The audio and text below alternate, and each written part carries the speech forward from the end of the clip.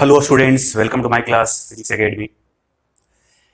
तो बच्चों, हम लोग अब तक चार्जेस के properties, Coulomb's law and electric field, ये तीन पार्ट हम लोग इलेक्ट्रोस्टैटिक्स पे खत्म कर चुके हैं।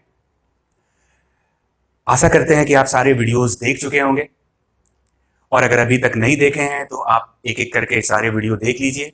आप लिंक का उस वीडियो का लिंक नीचे डिस्क्रिप्शन बॉक्स में भी आपको मिल जाएगा। यहाँ पे एक आई बटन आ रहा होगा, यहाँ से भी उन वीडियोस को देख सकते हैं। तो आज के क्लास में बेसिकली हम लोग उन पुराने लेक्चर्स का रिवीजन करेंगे। मतलब अब तक जितना पढ़ाई किए हैं उसको 30 मिनट 40 मिनट के अंदर कंप्लीट रिवाइज कर लेंगे, ताकि हम लोग नए topic electric lines of force, flux and Gauss law शुरू कर सकें। ये टॉपिक खास करके उन बच्चों के लिए बहुत बेनिफिशियल होगा जो अब तक के सारे लेक्चर्स पढ़ चुके हैं। ये उनके लिए भी बेनिफिशियल होगा जो अब तक सारे लेक्चर्स नहीं पढ़े हैं, थोड़ा आधा अधूरा पढ़े हैं। तो वो भी इस वीडियो को जरूर देखें, ध्यान से पूरे एंड तक देखें। अगर आपके पास 35-40 मिनट का टाइम है तो ही इस वीडियो को देखें, शुरू से लेकर लास्ट तक देखें। आधा अधूरा देखने से कोई फायदा नहीं होने वाला। और जो बच्चे अभी तक पूरा लेक्चर नहीं देखे हैं उनको भी फायदा होगा। इससे उनको ये मालूम चल जाएगा कि क्या इंपॉर्टेंट है, क्या मेन फॉर्मूले है, और किन चीजों का यूज आगे होने वाला है। इनफैक्ट अगर इतनी सी बातें अगर वो याद रख ले तो आगे के लेक्चर्स में उनको फिर कोई परेशानी नहीं होगा। तो ये बहुत इंपॉर्टेंट लेक्चर आज हम लोग डील करने जा रहे हैं। ये अब तक सबका रिवीजन है, नटसेल है, समरी है। तो सबसे पहले हम लोगों ने देखा था चार्ज के बारे में। तो अगर चार्ज की बात कर दूं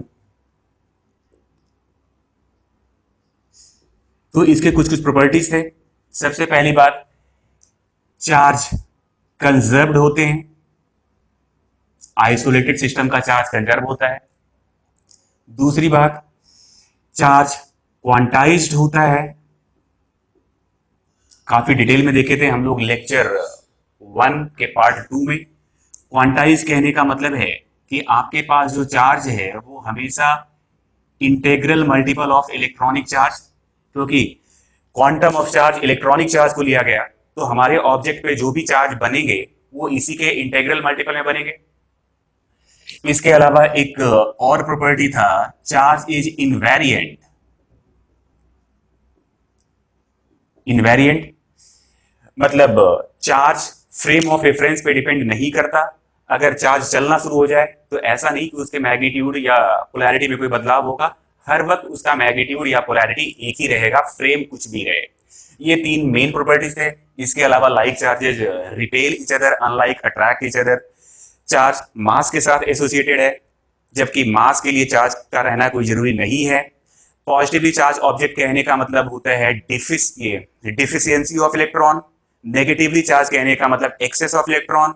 चार्जिंग के प्रोसेस में इलेक्ट्रॉन का सप्लाई होता है कंडक्टर्स में, या तो इलेक्ट्रॉन जाते होंगे या इलेक्ट्रॉन आते होंगे, पॉजिटिवली चार्ज मूव नहीं करते हैं। तो ये सब हम लोग सारे चीजें देख चुके हैं लेक्चर 1 में। फिर हम लोग कूलम्स लॉ।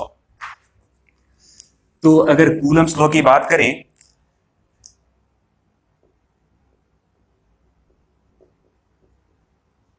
इसी का दूसरा नाम है inverse square law. Inverse square law, coulomb ने यह बात पहली बार बताया था कि हमारे पास अगर दो चार्जेज हैं, एक Q1 दूसरा Q2 पॉइंट चार्जेज, इनके बीच का सेपरेशन अगर R है तो पहले वाले की वजह से दूसरे वाले पे एक फोर्स आ रहा होगा। ठीक वैसे ही दूसरे वाले की वजह से पहले वाले पे भी एक रिएक्शन फोर्स आ रहा होगा। ये एक्शन ये रिएक्शन दोनों का मैग्नीट्यूड बराबर, डायरेक्शन उल्टे पुल्टे।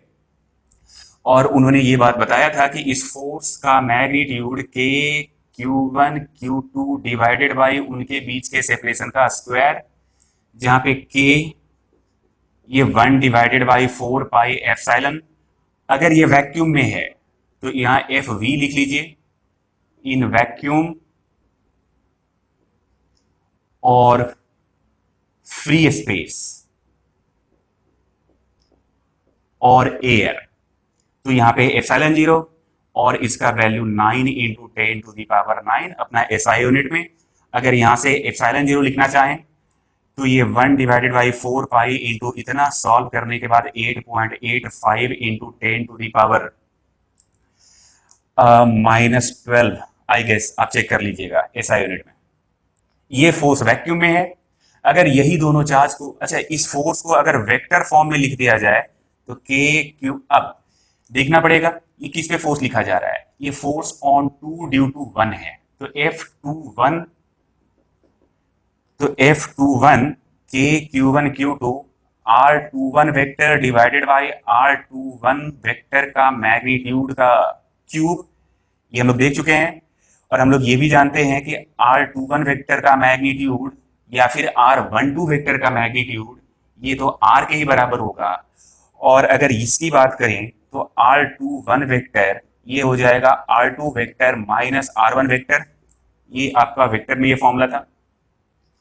अगर ये दोनों चार्ज किसी मीडियम में रख दिए जाए तो वैसे केस में net force on the charge in medium ये लिखा जाता है 1 divided by 4 pi epsilon Q1 Q2 divided by R square. Magnitude की बात कर लें, ये FM net force on charge Q2 due to Q1, sorry not due to Q1, net force on charge Q2। यहाँ पे दो तरह के फोर्सेस आ रहे होंगे, एक पहले वाले चार्ज के कारण इलेक्ट्रोस्टैटिक फोर्स, दूसरा मीडियम में पोलराइजेशन हो जाता है और उसकी वजह से इस पे एक और एक्स्ट्रा फोर्स आना शुरू हो जाता है जो कि इसके ऊपर आने वाले नेट फोर्स को हमेशा कम करता है। आप ध्यान रखिएगा, पोलराइजेशन के कारण हमेशा नेट फोर्स घटता है। इस एप्सिलॉन को हम लोग इसको पढ़ते हैं एप्सिलॉन या फिर परमिटिविटी ऑफ मीडियम। परमिटिविटी के बारे में हम काफी डिटेल में लेक्चर 2 में बताए थे। ये बेसिकली एक पैमाना होता है ये मापने का कि हमारा मीडियम कितना स्ट्रांगली अफेक्ट होने वाला है एक्सटर्नल इलेक्ट्रिक फील्ड में। ये जितना ज्यादा इन्फ्लुएंस होगा एप्सिलॉन का वैल्यू उतना ज्यादा होगा, या फिर ये कह लीजिए कि मीडियम जितना ज्यादा पोलराइज होगा ये एप्सिलॉन का वैल्यू उतना ही ज्यादा होगा। तो ये net force on charges in the medium, ये कहीं से भी दिमाग में नहीं आना चाहिए कि ये Q1 के कारण Q2 पे आने वाला फोर्स है मीडियम में, नहीं, ये Q2 पे नेट फोर्स है उस मीडियम में। और उस नेट फोर्स में दो तरह के फोर्सेस पार्टिसिपेट करेंगे, एक Q1 के कारण आने वाला फोर्स और दूसरा मीडियम के पोलराइजेशन के कारण आने वाला फोर्स। उन दोनों का रिजल्टेंट FM है। और अगर आप देखें force in vacuum divided by force in medium की अगर बात कर लूं, ये वैक्यूम का फोर्स है, ये मीडियम में आने वाला नेट फोर्स है, दोनों को अगर मैं डिवाइड कर लूं, यहाँ पे K को हम लोग 1 डिवाइडेड बाई 4 पाई एप्सिलॉन 0 से रिप्लेस करेंगे, तो ये आ जाएगा epsilon divided by epsilon not. और इस फिजिकल क्वांटिटी को हम एप्सिलॉन R लिखते हैं और एप्सिलॉन R को हम लोग पढ़ते हैं relative permittivity, relative permittivity of medium. तो ये कूलम्स लॉ की बस इतनी सी बातें खास है। लेक्चर 2 और लेक्चर 3 में ये सारी बातें बताई गई है, इसके ऊपर बहुत से सवाल किए गए हैं। अभी तो हम लोग रिवीजन वाले पार्ट में हैं, इसलिए केवल इंपॉर्टेंट फॉर्मूलेज और इंपॉर्टेंट कॉन्सेप्ट की बात करेंगे। इसके अलावा अगर कूलम फोर्स की बात करी जाए तो मैं एक एक करके बोल देता हूं, ये पॉइंट चार्ज के लिए एप्लीकेबल है। दूसरी बात, ये एक कंजर्वेटिव फोर्स है। कंजर्वेटिव फोर्स कहने का मतलब है कि अगर किसी चार्ज को बंद रास्ते पे चलाया जाए तो नेट फोर्स 0 होगा। तीसरी बात, ये सुपरपोजिशन प्रिंसिपल को फॉलो करता है। मतलब अगर यहां पे कोई एक चार्ज है, यहां दूसरा चार्ज है, यहां तीसरा चार्ज है, यहां चौथा चार्ज है, चलिए ये Q1 है, ये Q2 है, ये Q3 है, ये Q4 है। पहले वाले की वजह से दूसरे वाले की वजह से पहले वाले पे F12 फोर्स, तीसरे वाले की वजह से पहले वाले पे F13 फोर्स, ठीक वैसे ही nth वाले की वजह से भी कुछ ना कुछ फोर्स आ रहा होगा F1n। तो हम देख पा रहे हैं कि हमारे किसी एक चार्ज Q1 पे हर फोर्स का इन्फ्लुएंस मौजूद है। तो वैसे केस में अगर कोई हमसे पूछता है कि नेट फोर्स ऑन Q1 कितना, तो पहले वाले के कारण Q1 पे आने वाला फोर्स F12, दूसरे वाले के कारण F13, ठीक वैसे ही nth वाले के कारण आने वाला F1n, ये है net force on charge Q1। इसी को कहते हैं सुपरपोजिशन प्रिंसिपल। यहां पे एक बात ध्यान रखा जाए कि Q2 के कारण Q1 पे आने वाला फोर्स F12 को इस बात से कोई मतलब नहीं है कि Q3 और Qn ये सब चार्जेज हैं या फिर नहीं है। मतलब अगर ये सब चार्जेज नहीं होते तो भी Q2 के कारण Q1 पे आने वाला फोर्स का मैग्नीट्यूड और डायरेक्शन यही होता, और अगर ये सब फोर्स चार्जेज हैं तो भी Q2 के कारण Q1 के ऊपर आने वाले इन्फ्लुएंस में कोई बदलाव नहीं होगा। मतलब इसी चीज को हम लोग कहते हैं कि ये सुपरपोजिशन प्रिंसिपल फॉलो करता है। तो अगर किसी स्पेस में n चार्जेस की वजह से किसी एक चार्ज पे हम नेट फोर्स निकाल रहे हैं, तो एक एक फोर्स का इंडिविजुअल वैल्यू निकाल लेंगे और उन सारे फोर्सेस को अगर हम वेक्टर से ऐड कर लेंगे तो फिर हम लोगों को net force on that particular point charge मालूम चल जाएगा, और इसको हम लोग कहते हैं सुपरपोजिशन प्रिंसिपल। ये भी काफी डिटेल में बताया गया है लेक्चर 3 में, तो आप वहां जाकर इसके ऊपर सवाल भी देख सकते हैं। तो ये कूलम्स लॉ की ये सब कुछ खास बातें थी। अगर खासियत की बात करी जाए तो बस यही दो इक्वेशंस हैं फोर्सेस के बारे में। उसके बाद हम लोग इलेक्ट्रिक फील्ड पे आ गए थे।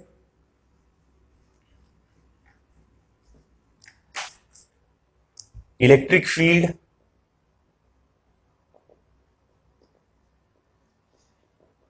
इसके बारे में बताए थे कि ये सोर्स चार्ज का प्रॉपर्टी है। अगर ये कोई सोर्स चार्ज है और इसकी वजह से किसी पॉइंट P पे इलेक्ट्रिक फील्ड पता करना है, तो ये पता करने के लिए सबसे पहले यहाँ पे एक चार्ज रख देते हैं Q, और फिर इस सोर्स की वजह से इस पे फोर्स निकाल लेते हैं, और इस फोर्स को उस चार्ज टेस्ट चार्ज से डिवाइड कर लीजिए। जो भी न्यूमेरिक आ रहा है उसी को हम लोग इलेक्ट्रिक फील्ड कहते हैं।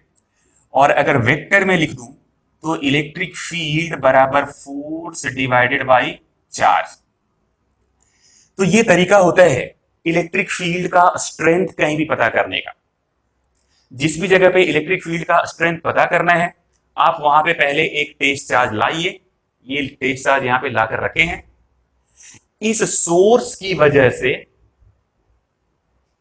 P पॉइंट पे इलेक्ट्रिक फील्ड का वैल्यू पता करना है, तो सबसे पहले वहां पे हम लोगों ने एक टेस्ट चार्ज लाया। इस सोर्स की वजह से इस टेस्ट चार्ज पे आने वाले कूलम्स फोर्स को कैलकुलेट या मेजर कर लिया हमने। अब इस फोर्स को उस टेस्ट चार्ज से डिवाइड करेंगे और जो भी वैल्यू मिलेगा उसको हम लोग electric field eight point P बोलेंगे।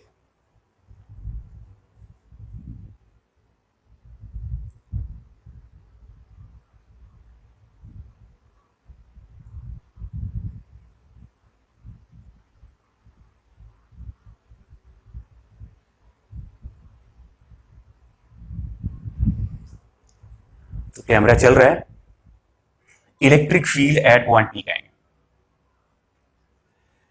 यहां से हम देख सकते हैं कि अगर इलेक्ट्रोस्टैटिक फोर्स या कोलंबियन फोर्स की बात कर लेंगे किसी टेस्ट चार्ज पे, तो ये चार्ज इनटू इलेक्ट्रिक फील्ड, मतलब वो चार्ज जिस जगह पे रखा हुआ है वहां पे इलेक्ट्रिक फील्ड को चार्ज से मल्टीप्लाई करते ही उस चार्ज के ऊपर आने वाला फोर्स मालूम चल जाएगा। यहां से ये भी दिख रहा है कि अगर ये चार्ज पॉजिटिव है तो वैसे में इस चार्ज पे आने वाले फोर्स का डायरेक्शन इलेक्ट्रिक फील्ड के डायरेक्शन में होगा, क्योंकि plus.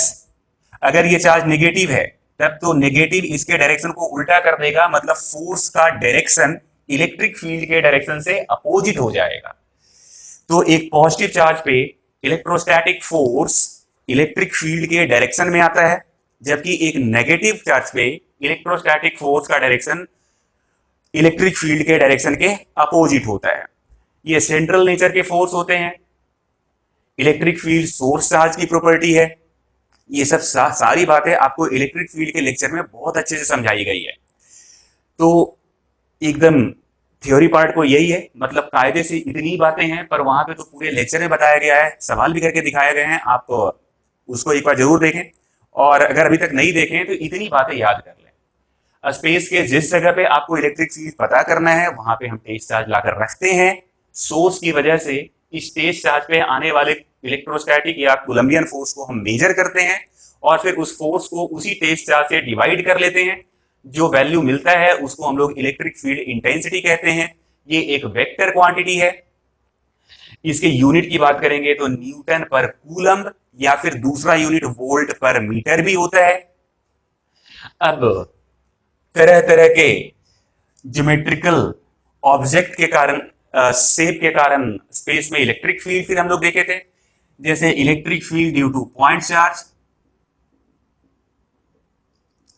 Electric field due two point charge. अगर यहां पे हमारे पास कोई पॉइंट चार्ज Q है, इसकी वजह से r डिस्टेंस दूर किसी पॉइंट P पे अगर हम लोग को इलेक्ट्रिक फील्ड निकालने को बोला जाए तो इलेक्ट्रिक फील्ड E, और हम लोग देख चुके हैं कि ये KQ divided by R square के बराबर होता है। अगर इसको वेक्टर के टर्म में लिखना जाए तो KQ यहाँ पे R vector divided by R cube. यहाँ पे R वेक्टर क्या है, तो ये position vector of point P from source charge, मतलब ये वेक्टर अपना R वेक्टर है। तो ये याद भी रखना है, R ये position vector of point P from source charge. तो एक पॉइंट चार्ज की वजह से स्पेस में उससे r डिस्टेंस दूर किसी पॉइंट पे electric field KQ divided by R square फॉर्मूले से दिया जाता है, और अगर वेक्टर फॉर्म में लिखा जाए तो KQ vector R divided by R cube. R यहाँ पे पोजीशन वेक्टर है। ये भी सुपर पोजिशन प्रिंसिपल फॉलो करता है। अगर स्पेस में खूब सारे चार्जेस हैं, जैसे मान लिया जाए ये चार्ज Q1 है, ये चार्ज Q2 है, ये चार्ज Qn है, और यहाँ पे कोई पॉइंट P है, तो पहले वाले के कारण यहाँ पे इलेक्ट्रिक फील्ड मान लीजिए E1 है, दूसरे वाले के कारण यहाँ पे इलेक्ट्रिक फील्ड E2।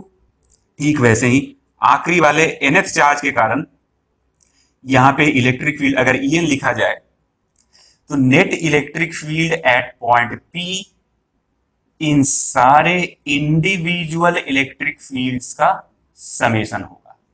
इसको हम लोग सुपरपोजिशन प्रिंसिपल कहते हैं। मतलब Q2 या Q3 या Qn नहीं भी होता तो भी Q1 की वजह से P पॉइंट पे इलेक्ट्रिक फील्ड E1 ही रहता। मतलब Q1 के कारण जो इलेक्ट्रिक फील्ड है वो स्पेस में मौजूद दूसरे चार्जेस के इन्फ्लुएंस में नहीं आते, उसके इन्फ्लुएंस से इंडिपेंडेंट होते हैं, और इस वजह से ये सुपरपोजिशन प्रिंसिपल फॉलो करता है। जैसे ठीक वैसे ही Q2 के कारण इलेक्ट्रिक फील्ड E2, उसको इस बात से कोई मतलब नहीं है कि Q1 है या फिर नहीं है, Qn है या फिर नहीं है। Qn के कारण भी En, इसको भी इस बात से कोई मतलब नहीं है कि बाकी चार्जेस प्रेजेंट है या फिर एब्सेंट है। और फिर अगर P पॉइंट पे नेट फील्ड पूछ लेता है तो ये सारे वेक्टर्स को जोड़ लीजिए तो ये net electric field eight point P मालूम चल जाएगा। तो ये है electric field due two point charge, और ये फॉर्मूला है, आप इसको याद रखेंगे। उसके बाद हम लोगों ने देखा था electric field due to circular arc. Electric field due to circular arc at centre.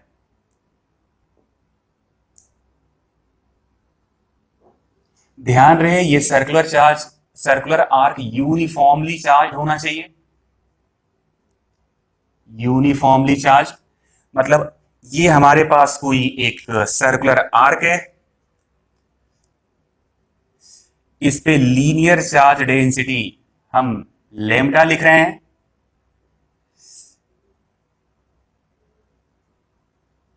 इस सर्कल का रेडियस r है और यहां पे एंगल अल्फा बन रहा है। तो हम लोग देख चुके थे कि इलेक्ट्रिक फील्ड पॉजिटिव चार्ज से दूर होता है और इसकी वजह से इलेक्ट्रिक फील्ड सेंटर C पे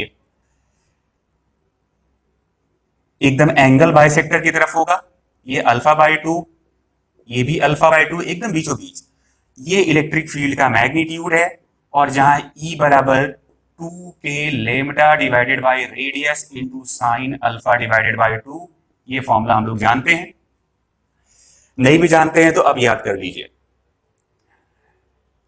एक सर्कुलर आर्क जो कि सेंटर पे अल्फा एंगल बना रहा है, जिसका रेडियस r है और जिसके ऊपर लेमडा, ध्यान रहे ये लेमडा यूनिफॉर्म होना चाहिए, इसकी वजह से सेंटर पे इलेक्ट्रिक फील्ड का magnitude 2k lambda by r sine alpha by 2, और अगर डायरेक्शन की बात कर लें तो along angle bisector, along angle bisector. तो ये हम लोग को याद होगा। अगर ये नेगेटिव चार्ज होता तो हम लोग जानते हैं कि नेगेटिव चार्ज की वजह से इलेक्ट्रिक फील्ड का डायरेक्शन उस चार्ज की तरफ है होता।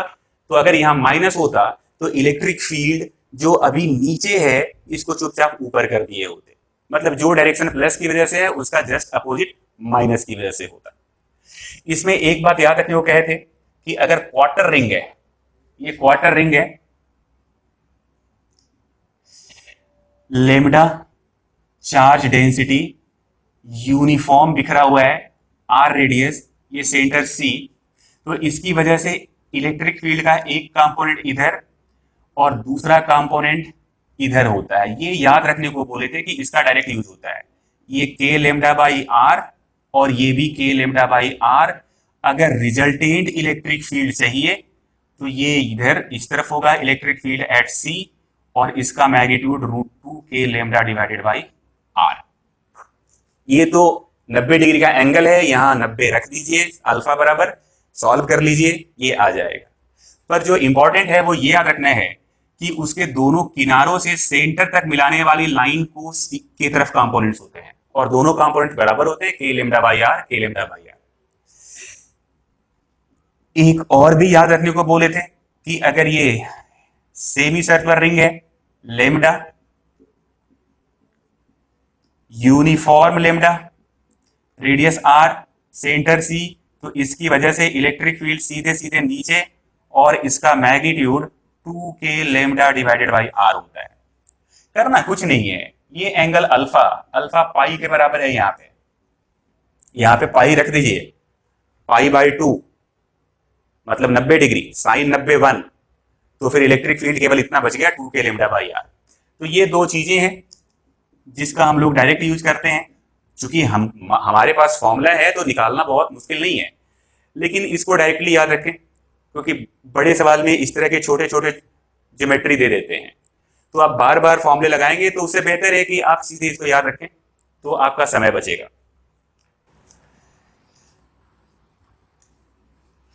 फिर electric field due to circular ring at centre, एक रिंग की वजह से, ध्यान रहे ये सबके सब यूनिफॉर्मली चार्ज होने चाहिए, यूनिफॉर्मली चार्ज। तो इसकी वजह से सेंटर पे अगर इसके पास टोटल चार्ज प्लस क्यू है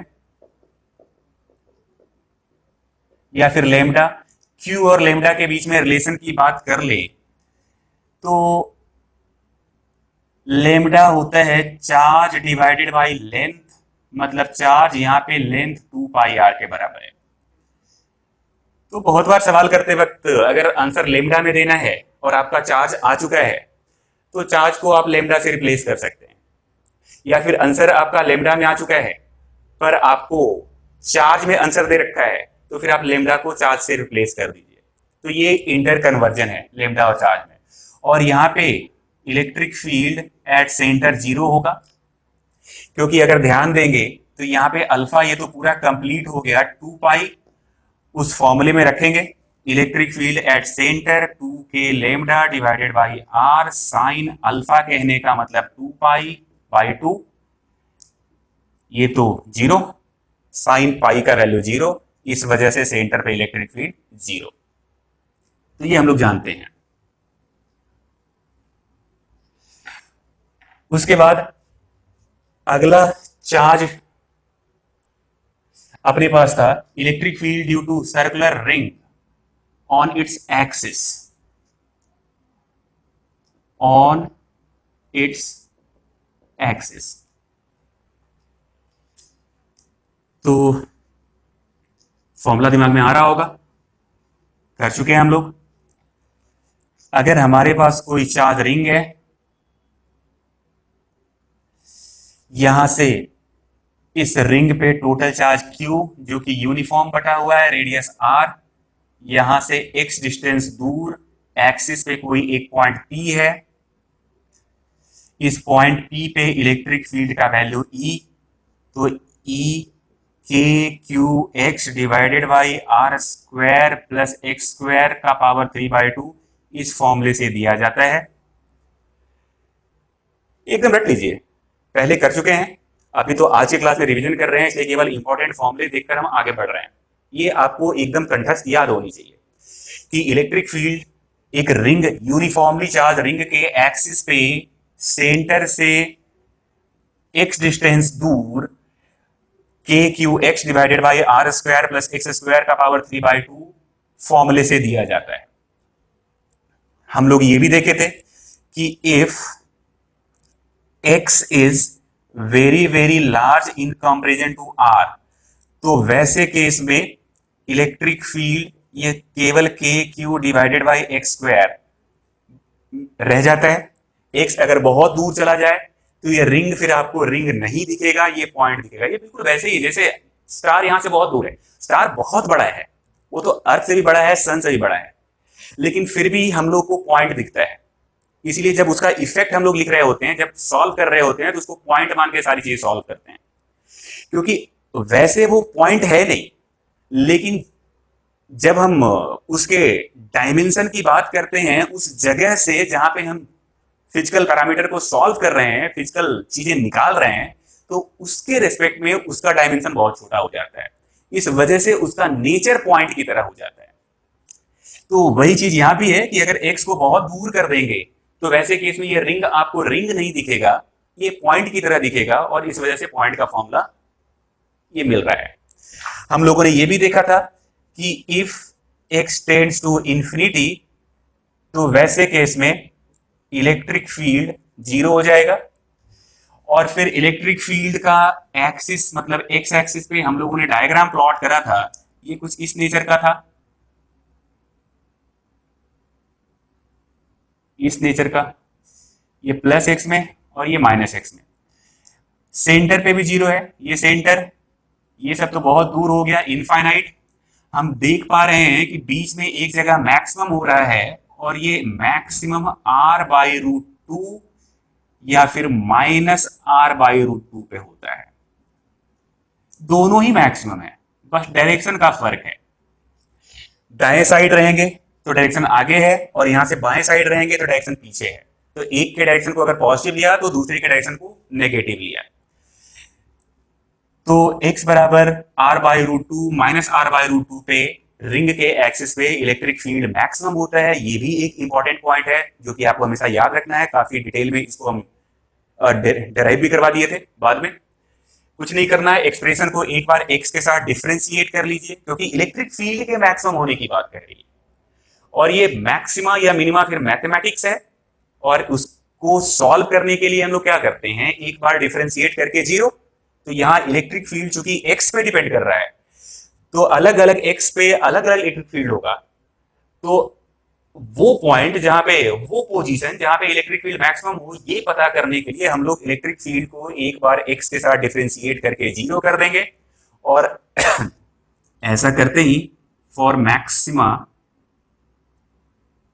E हम लोग को dE/dx एक बार 0 करेंगे, और जब इसको सॉल्व करेंगे तो ये x बराबर खुद ही +-r/√2 निकल के आ जाएगा। तो ये रिंग के बारे में इंपॉर्टेंट पॉइंट्स है। उसके बाद अगला हम लोगों ने देखा था electric field due to uniformly charged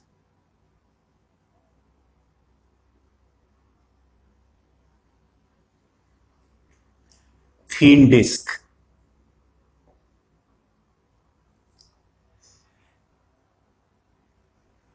ये हमारे पास कोई एक नॉन कंडक्टिंग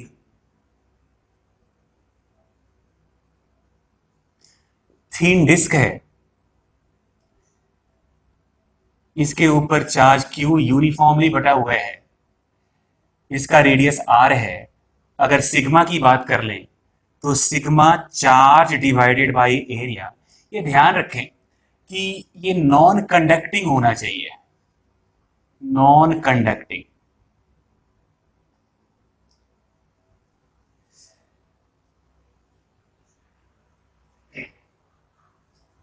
ऑन एक्सिस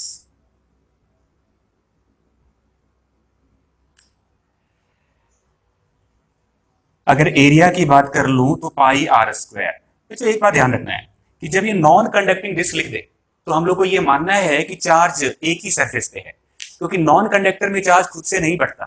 आपने चार्ज को लिया होगा और उसके एक सरफेस पे फैला दिया होगा। इसका मतलब अभी जो हम लोग इलेक्ट्रिक फील्ड लिखने जा रहे हैं वो किसी चार्ज के एक लेयर की वजह से है, और ये इसका एक्सिस है। यहां से एक्स डिस्टेंस दूर हमारे पास कोई पॉइंट पी है, और हम लोग जानते हैं कि ये इलेक्ट्रिक फील्ड ई बराबर sigma divided by 2 epsilon naught 1 minus X divided by under root R square plus X square. और अगर चार्ज के टर्म में बात करी जाए तो sigma charge divided by area, जहां पे इस डिस्क का सरफेस, एक तरफ का जो सरफेस है उसका एरिया ए, तो Q बाई ए मतलब ये charge divided by 2a epsilon 0 into 1 minus X divided by under root R square plus X square. तो ये है इलेक्ट्रिक फील्ड चार्ज के किसी एक सरफेस के कारण जो डिस्क के शेप में है, एक्स डिस्टेंस दूर, सेंटर से एक्स डिस्टेंस दूर किसी पॉइंट पी पे इलेक्ट्रिक फील्ड। ये सिग्मा में और ये चार्ज में। सिग्मा और चार्ज का कन्वर्जन यहां पे है। अगर सिग्मा में लिखना है तो सिग्मा में लिखिए, चार्ज में लिखना है तो सिग्मा को क्यू बाई ए से रिप्लेस कर दीजिए। ध्यान रहे, हम फिर से रिपीट कर रहे हैं, ये चार्ज के एक लेयर की वजह से है, मतलब चार्ज इसके डिस्क के एक सरफेस पे बिखरा हुआ है, उसकी वजह से पी पॉइंट पे इतना इलेक्ट्रिक फील्ड है।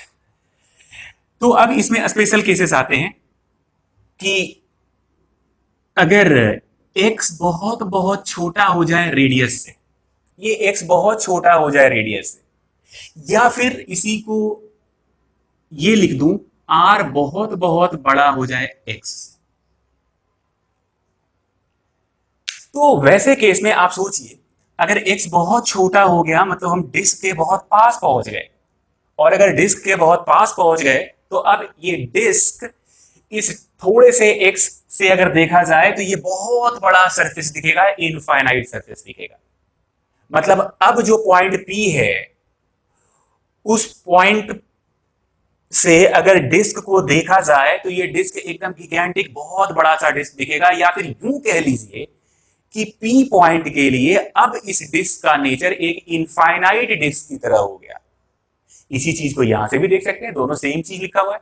अगर r बहुत बड़ा कर दिया जाए x, 1-2 किलोमीटर बड़ा कर दीजिए, तो इस जगह से बैठ के देखा जाए ये 2 किलोमीटर ऊपर, 2 किलोमीटर दाएं, 2 किलोमीटर बाएं, 2 किलोमीटर नीचे, तो ये तो बहुत बड़ा सा सरफेस दिखेगा, एकदम इनफाइनाइट सरफेस अपीयर होगा यहां से। मतलब अब ये डिस्क डिस्क नहीं रह के ये इनफाइनाइट सीट बन जाएगा। तो वैसे केस में इलेक्ट्रिक फील्ड ये sigma divided by 2 epsilon not, क्योंकि x बहुत छोटा हो गया तो ये खत्म, ये टर्म 0, तो आंसर केवल sigma divided by 2 epsilon not. हम देख सकते हैं कि ये एक कांस्टेंट है, और ये इलेक्ट्रिक फील्ड एक इनफाइनाइट सीट का बोला जाएगा, क्योंकि अब हमारे डिस्क का नेचर एक इनफाइनाइट सीट की वजह के जैसा हो गया। आप देख पा रहे होंगे कि ये कांस्टेंट है, इसमें कोई बदलाव नहीं है, इसमें r टर्म आया ही नहीं है। मतलब अगर ये हमारे पास कोई डिस्क है, इनफाइनाइट डिस्क जिसपे चार्ज डेंसिटी सिग्मा है, तो यहां से डिस्टेंस कुछ भी ले लीजिए, सब जगह इलेक्ट्रिक फील्ड का value sigma divided by 2 epsilon not, sigma divided by 2 epsilon not. इस पॉइंट पे भी देखेंगे sigma divided by 2 epsilon not. तो एक इनफाइनाइट सीट के कारण स्पेस में किसी भी पॉइंट पे इलेक्ट्रिक फील्ड कांस्टेंट होता है, और उसका magnitude sigma divided by 2 epsilon not होता है। साथ ही साथ इसका डायरेक्शन आप देख रहे होंगे, ये इलेक्ट्रिक फील्ड का डायरेक्शन हमेशा ही उस सीट के परपेंडिकुलर है, हमेशा ही उस सीट से परपेंडिकुलर होगा। अगर ये पॉजिटिवली चार्ज है तो ये बाहर की तरफ, अगर यहां माइनस सिग्मा होता तो ये मैग्नीट्यूड तो सबका यही होता, बस डायरेक्शन उल्टा कर दिए होते, क्योंकि प्लस के कारण इलेक्ट्रिक फील्ड उससे दूर, माइनस के कारण इलेक्ट्रिक फील्ड उसके तरफ। एक बात और ध्यान दीजिए, अगर ये कंडक्टिंग डिस्क होता तो क्या होता? अगर ये डिस्क कंडक्टिंग होता, कंडक्टिंग डिस्क मतलब ये नॉन कंडक्टिंग नहीं होकर कंडक्टिंग होता। तो बच्चों लेक्चर में सब कुछ डिटेल में किए हैं, हम तो यहां रिजल्ट लिख रहे हैं। अब देखिए, अगर हम इसको क्यू चार्ज दिए, कंडक्टर पे चार्ज खुद से बढ़ जाता है, तो क्या ये चार्ज एक सरफेस पे होगा या दूसरे सरफेस पे भी चला जाएगा? क्योंकि इसके पास दो सरफेस है। जब नॉन कंडक्टिंग बोलते हैं तो चार्ज उसके एक ही सरफेस पे होता है, दूसरे सरफेस पे कोई चार्ज नहीं होता। जैसे आप एक सिक्का देखिए, सिक्का के दो सरफेस होते हैं। जब नॉन कंडक्टिंग है तो चार्ज उस सिक्के के एक ही तरफ पड़ा हुआ है, लेकिन जैसे ही आप कंडक्टिंग कर दिए तो चार्ज खुद से बढ़ जाएगा, तो तब तो चार्ज दोनों ही सरफेस पे आ जाएंगे। तो वैसे केस में सिग्मा क्या लिखेंगे? कितना चार्ज दे रखे हैं? क्यू। और ये चार्ज कितने एरिया में बिखर गया है? तो एक तरफ या दोनों तरफ? दोनों तरफ, खुद से बढ़ रहा है। तो एक तरफ का एरिया ए, दूसरे तरफ का भी ए, तो टोटल एरिया 2a, मतलब जो चार्ज हम क्यू दिए हैं वो टोटल 2a एरिया में बट गया, मतलब सिग्मा बराबर क्यू डिवाइडेड बाई 2a। तो ये रिलेशन होगा सिग्मा और चार्ज के बीच में कंडक्टर के केस में। अब सोचिए, अगर इलेक्ट्रिक फील्ड की बात करेंगे तो ये इलेक्ट्रिक फील्ड किसकी वजह से था? ये इलेक्ट्रिक फील्ड ये तो चार्ज के एक सरफेस की वजह से था, जिसपे चार्ज डेंसिटी सिग्मा था।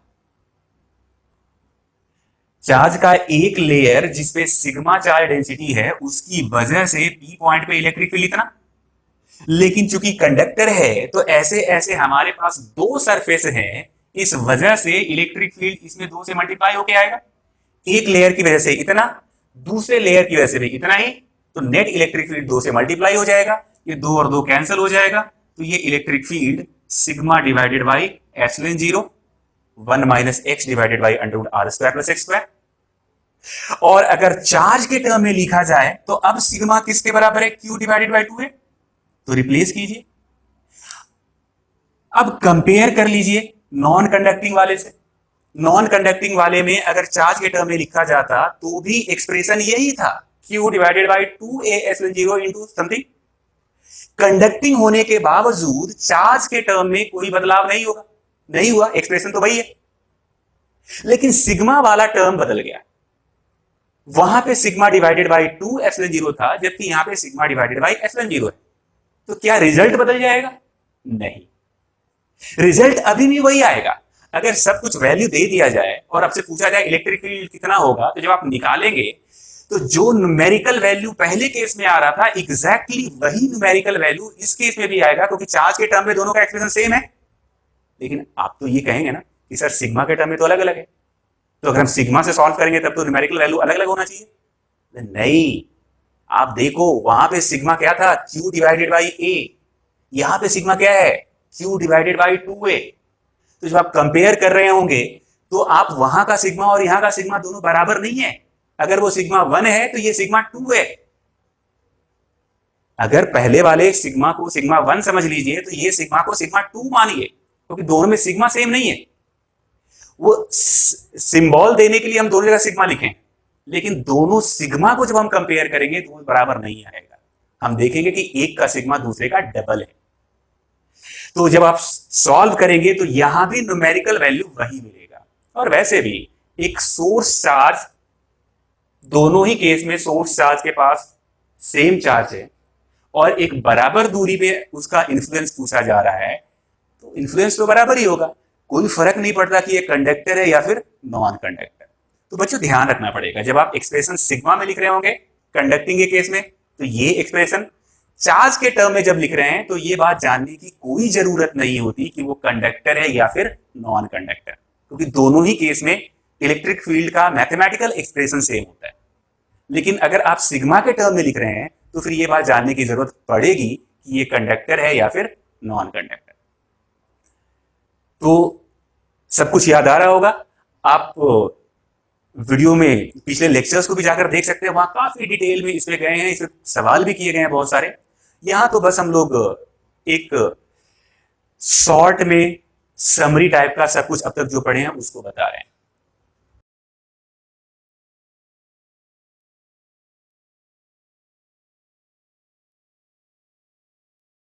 इलेक्ट्रिक फील्ड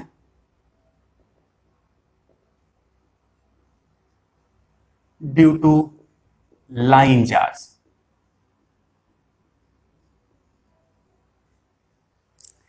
लाइन चार्ज की वजह से इलेक्ट्रिक फील्ड, तो ये अगर हमारे पास कोई लाइन चार्ज है, लोअर एंड अपर एंड,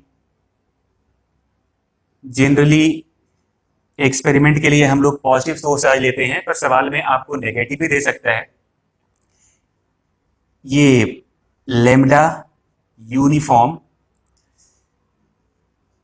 यहां से आर डिस्टेंस दूर परपेंडिकुलर कोई पॉइंट पी है, इस पी पॉइंट पे इलेक्ट्रिक फील्ड निकालना है।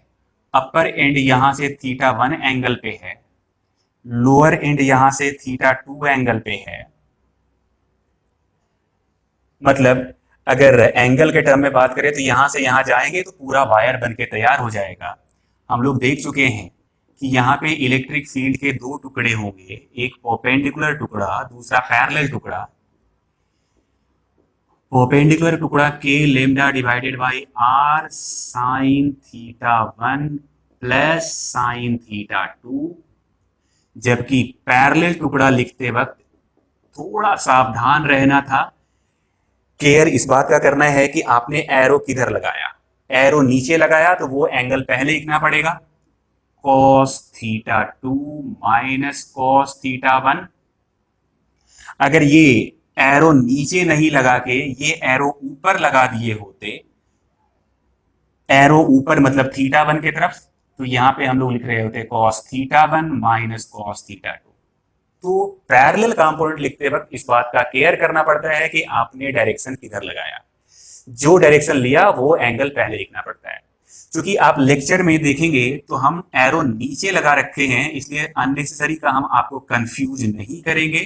तो जो हम लेक्चर में लिखे हैं उसी चीज को यहां भी लिख दे रहे हैं।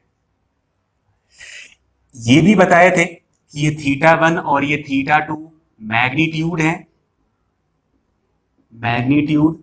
लेकिन ध्यान रखना था कि θ1 अपर एंड जो P पॉइंट पे एंगल बना रहा है वर्टिकल के साथ वो एंगल था, और θ2 लोअर एंड जो P पॉइंट पे एंगल बना रहा है वर्टिकल के साथ ये एंगल है। और θ1 अगर क्लॉकवाइज तो θ2 एंटी क्लॉकवाइज, या फिर अगर θ1 एंटी क्लॉकवाइज था तो θ2 क्लॉकवाइज, मतलब दोनों का सेंस अपोजिट लेना है। अगर ये क्लॉकवाइज लिए हैं तो नीचे वाले एंड को एंटी क्लॉकवाइज ढूंढिए। अगर पॉइंट इधर होता तो θ1 एंटी क्लॉकवाइज होता तो θ2 क्लॉकवाइज आ रहा होता। दोनों कभी भी सेम सेंस में नहीं होने चाहिए। बच्चे अक्सर यहां गलती करते हैं, अभी हम बताएंगे किन सवालों में गलती करते हैं। तो ये अपना फॉर्मूला था जो याद रखने वाली बात थी। अगर हमारे पास इनफाइनाइट वायर है तो किसी पॉइंट P पे, जो कि वायर से r डिस्टेंस दूर है, इलेक्ट्रिक फील्ड का केवल परपेंडिकुलर टुकड़ा रहता है और ये होता है 2k lambda divided by r। Parallel टुकड़ा 0। अगर θ1 की बात करें, ऊपर वाले एंड को ढूंढना है तो 90 डिग्री। θ2 की बात करें तो यहाँ नीचे वाले एंड को ढूंढना है तो 90 डिग्री। यहाँ पे सब्स्टिट्यूट कर लीजिए, आपका रिजल्ट आ जाएगा। ये हम लोग देख चुके हैं। दूसरा था एक सेमी इनफाइनाइट वायर मतलब एक तरफ से इन्फिनिटी है, दूसरा एंड मालूम है, ये लेमडा है, यहां से r डिस्टेंस दूर हमारे पास कोई पॉइंट P है। तो हम बताए थे कि यहाँ पे इलेक्ट्रिक फील्ड का परपेंडिकुलर टुकड़ा के लेमडा बाई आर, साथ ही साथ पैरेलल टुकड़ा ये भी के लेमडा बाई आर। अगर थीटा 1 की बात करें, ऊपर का एंगल ढूंढना है तो ऊपर का एंगल तो 90 डिग्री। थीटा 2 की बात करें, नीचे कोई तार ही नहीं है तो 0 डिग्री। तो ये दोनों तो हमेशा कंठस्थ याद रखना है।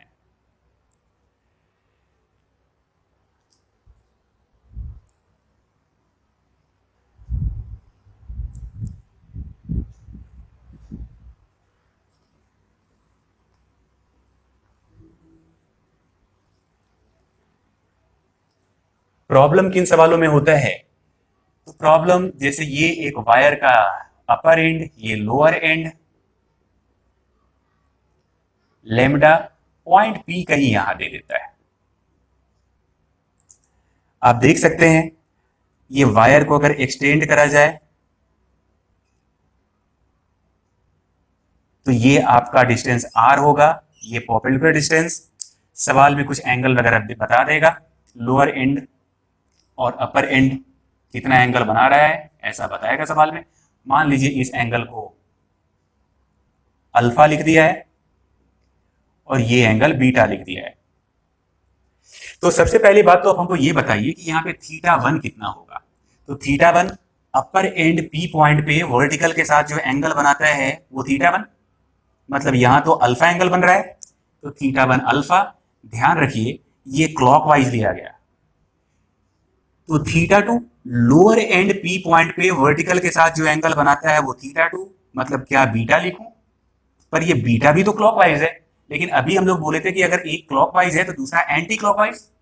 तो ये क्लॉकवाइज बीटा है तो एंटी क्लॉकवाइज माइनस बीटा होगा, या फिर इसको अगर आप चाहें तो 2 पाई माइनस बीटा लिख सकते हैं। अब अगर कोई हमसे परपेंडिकुलर कंपोनेंट पूछे K lambda by R sine theta 1 plus sine theta 2, मतलब साइन माइनस बीटा।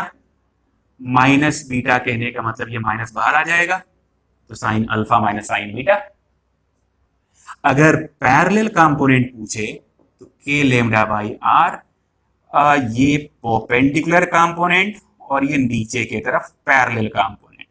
चूंकि डायरेक्शन नीचे लगा दिया तो पहले नीचे थीटा 2 लेना पड़ेगा, तो cos minus beta minus cos theta 1 मतलब कॉस अल्फा। ये कॉस माइनस बीटा तो कॉस बीटा के बराबर होता है, इसीलिए ये रिजल्ट है। तो बच्चों ध्यान रखना, इस तरह के सवाल में बच्चे अक्सर कंफ्यूज हो जाते हैं थीटा 1 थीटा 2 रखने में। वो थीटा 1 अल्फा रख देते हैं और थीटा 2 बीटा रख देते हैं। ऐसा रखने से आपका रिजल्ट गड़बड़ हो जाएगा। थीटा 1 तो अल्फा है लेकिन थीटा 2 अपोजिट सेंस में, जबकि यहां थीटा 2 उसी सेंस में बीटा है, तो अपोजिट सेंस कहने का मतलब आपको माइनस बीटा लिखना पड़ेगा।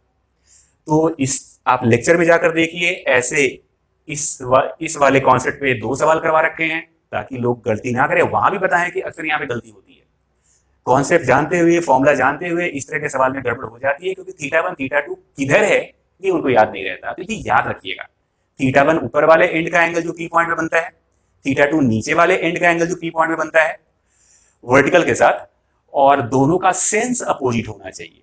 थीटा 1 अगर क्लॉकवाइज ढूंढा तो थीटा 2 एंटी क्लॉकवाइज, थीटा 1 अगर एंटी क्लॉकवाइज ढूंढा तो theta 2 clockwise.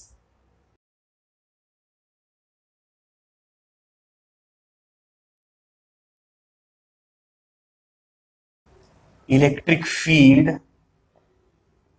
Due to uniformly charged hollow sphere. Hollow sphere को बहुत बार हम लोग स्फेरिकल सेल भी कहते हैं, स्फेरिकल सेल। ये हमारे पास एक होलो स्फेयर है, ये उसका सेंटर है, थोड़ा 3D में दिखना चाहिए। इसके ऊपर यूनिफॉर्म चार्ज पड़ा हुआ है। चलिए चार्ज को हम पॉजिटिव ले लेते हैं, जनरली टेस्ट करने के लिए पॉजिटिव लेते हैं। सवाल देने वाला आपको माइनस भी दे सकता है, प्लस माइनस में केवल डायरेक्शन का फर्क पड़ेगा। डायरेक्शन आप बदल देंगे तो माइनस होगा, डायरेक्शन उल्टा हो जाएगा। इसका रेडियस आर है। अगर इसके ऊपर क्यू चार्ज यूनिफॉर्म बटा हुआ है तो यहाँ पे सिग्मा डिफाइन होगा, सिग्मा भी यूनिफॉर्म होगा। तो हम लोग जानते हैं कि sigma charge divided by area charge divided by, क्योंकि चार्ज पूरे स्फीयर पे फैला है तो उसका एरिया 4πr²। तो बहुत बार आपके ऑप्शन सिग्मा में मिल जाएंगे जबकि आपका रिजल्ट क्यू में आ रहा होगा, तो आप इस कन्वर्जन का यूज कर लीजिए, क्यू को सिग्मा से रिप्लेस कर दीजिए। बहुत बार ऐसा भी होगा कि आपको आंसर क्यू में मिलेगा, क्यू में ऑप्शन दिए रहेंगे जबकि आपका रिजल्ट सिग्मा में आ रहा होगा, तो फिर आप इस कन्वर्जन का यूज कीजिए, सिग्मा को चार्ज से रिप्लेस कर लीजिए। अब यहाँ पे दो पॉइंट बनेंगे, एक पॉइंट होगा इनसाइड। चलिए यहाँ पे कोई पॉइंट पी है, हम देख पा रहे हैं कि ये स्फीयर के भीतर है और ये यहाँ से r डिस्टेंस दूर है। ये स्फीयर में सारे डिस्टेंस सेंटर से मेजर किए जाते हैं और इस जगह पे इलेक्ट्रिक फील्ड हमसे पूछेगा, मान लीजिए इलेक्ट्रिक फील्ड इनसाइड।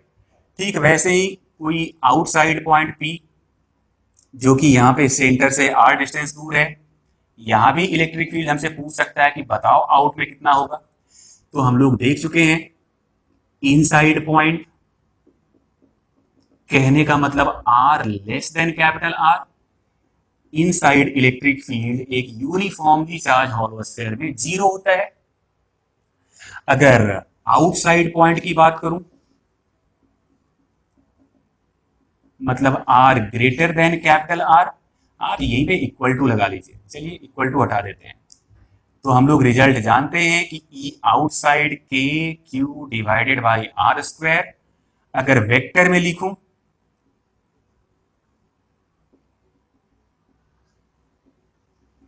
के Q R vector divided by r³।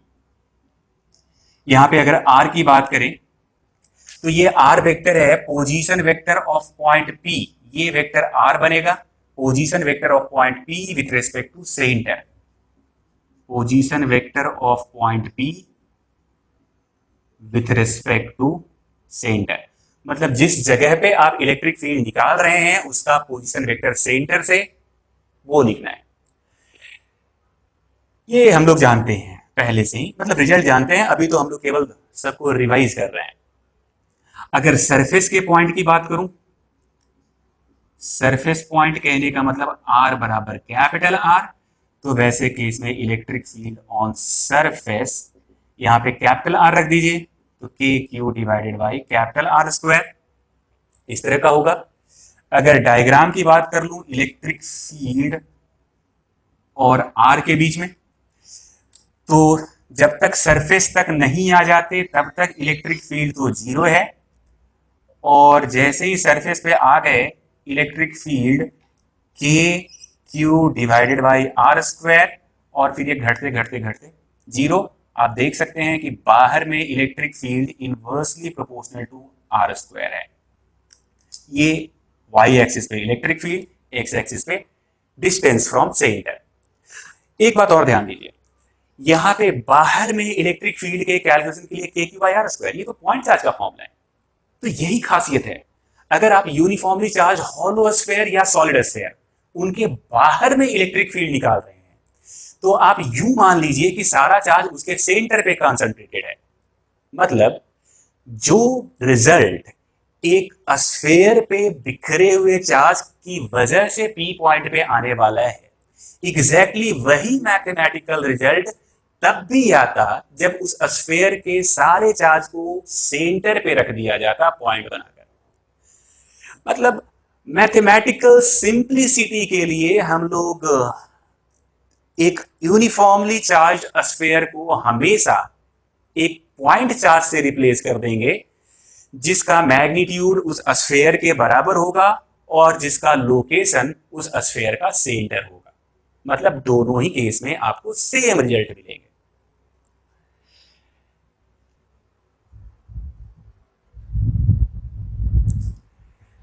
तो फिर अब सबसे लास्ट में electric field due to uniformly charge solid sphere, मतलब अब ये सॉलिड स्फीयर है, ध्यान रहे ये नॉन कंडक्टिंग सॉलिड स्फीयर होना चाहिए।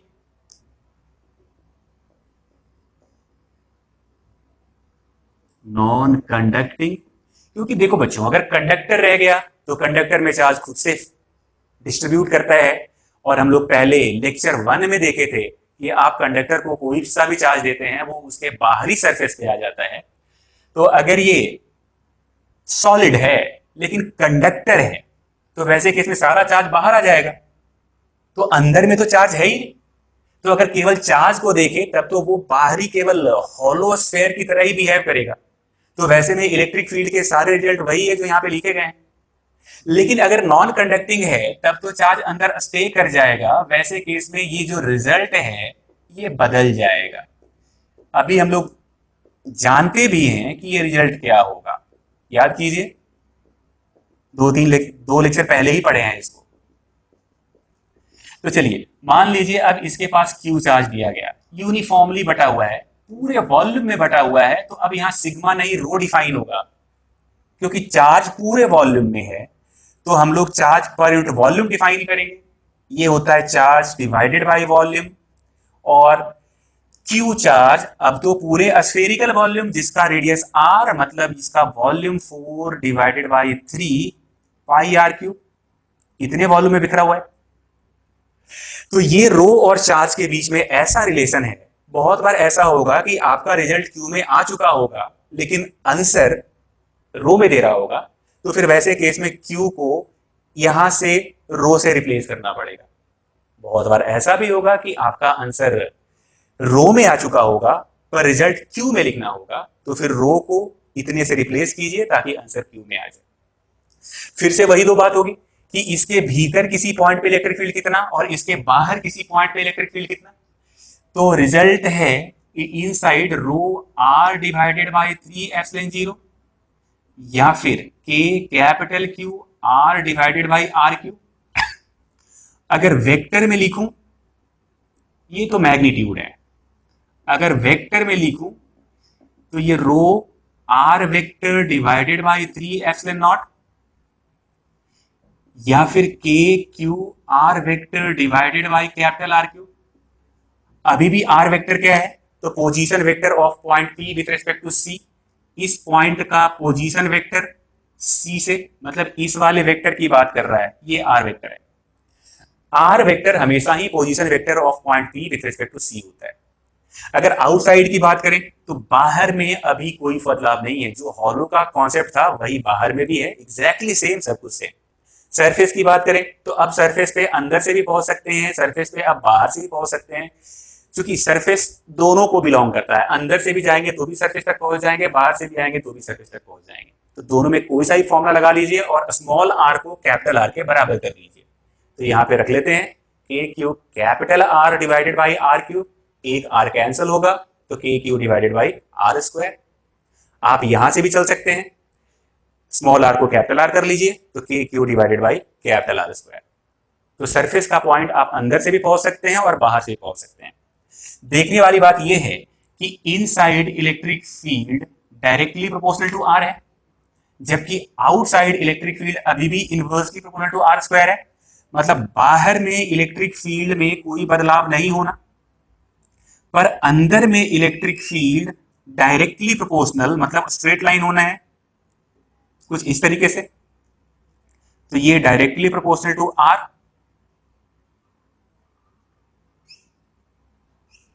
ये एंगल अगर थीटा है तो ये स्ट्रेट लाइन है, tan थीटा हम लोग लिख सकते हैं y बराबर mx प्लस सी, ये y बराबर m और ये x।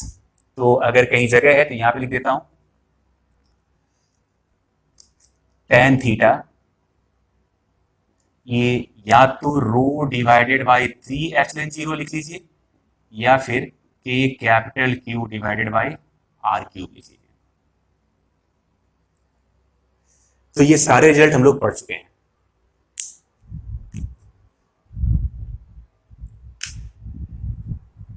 तो बच्चों इस तरीके से हम लोगों ने अब तक जितना भी इलेक्ट्रोस्टैटिक्स में पढ़ा है सबको रिवाइज कर लिया। शुरू में ही मैंने कहा था कि अगर आपने पूरा लेक्चर को अच्छे से थॉरली पढ़ा है तो आज बहुत आसान है, सारे रिजल्ट्स को हम बस एक जगह कंपाइल कर दे रहे हैं ताकि आपको मेन पॉइंट्स, मेन फॉर्मूले याद हो जाए, क्या क्या इंपॉर्टेंट है सवाल करने के लिए, क्या दिमाग में रहना चाहिए, ये आपके समझ में आ चुका होगा।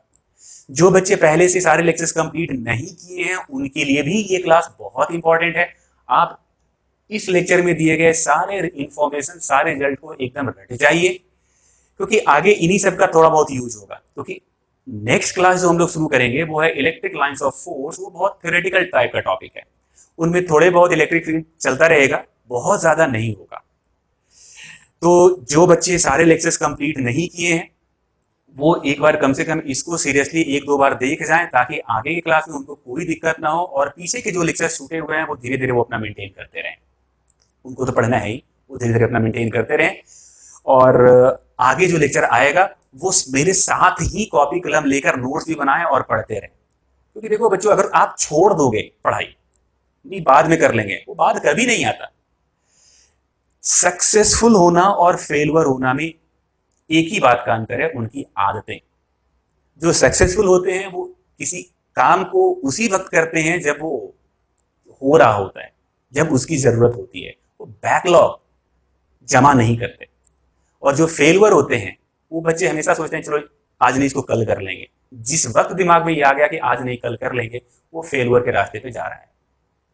तो अभी हमारे पास बहुत टाइम है, आपके पास बहुत टाइम है, इन बातों को समझिए।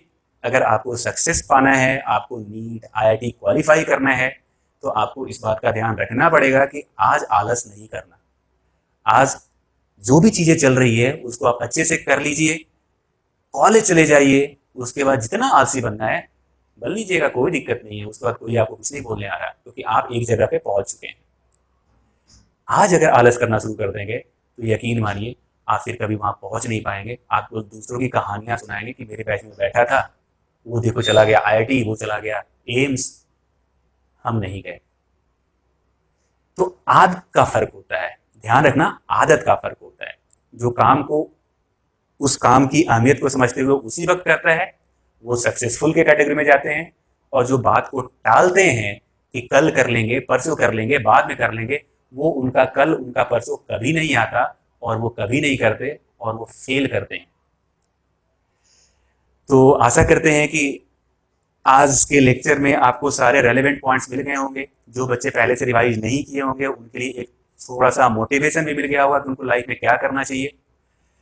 तो फिर अगले लेक्चर में हम लोग मिलेंगे, जहां पे थोड़ा थ्योरेटिकल टाइप का लेक्चर होगा, इलेक्ट्रिक लाइंस ऑफ फोर्स या फिर इलेक्ट्रिक फील्ड लाइंस, फिर इलेक्ट्रिक फ्लक्स, फिर गॉस लॉ। ये तीनों एक ही डब्बे में आएंगे, एक ही पैकेज में ये तीनों छोटी छोटी चीजें हैं। तो wish you all the best, thank you.